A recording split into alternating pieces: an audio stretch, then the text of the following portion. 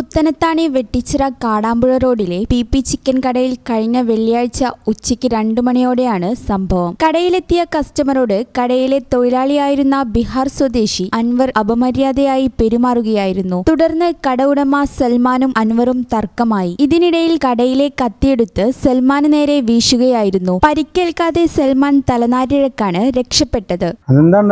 ഒരു customer chicken വന്നു customer എന്നോട് തമാശ പറയുന്നു.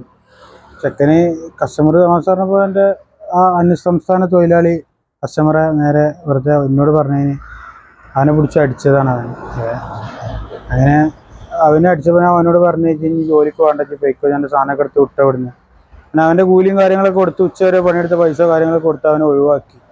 ഞാൻ റൂമിൽ പോയിക്കാണ്ട് പിന്നെ അവനെ റൂമിൽ പോയിക്കാണ്ട് വെട്ടത്തി ഇവിടെ നിന്ന് എടുത്തുകൊണ്ട് എന്നെ ഇവിടെ പണിക്ക് നിർത്തിയില്ല, ഞാൻ വെട്ടെന്ന് പറഞ്ഞുകൊണ്ട് എന്നെ വെട്ടാൻ വേണ്ടി ശ്രമിച്ചാണ്. അതാണ് സംഭവം ഉണ്ടായത്. അവനിവിടെ പണിക്ക് കയറിയിട്ട് 2 മാസത്തോളമായി.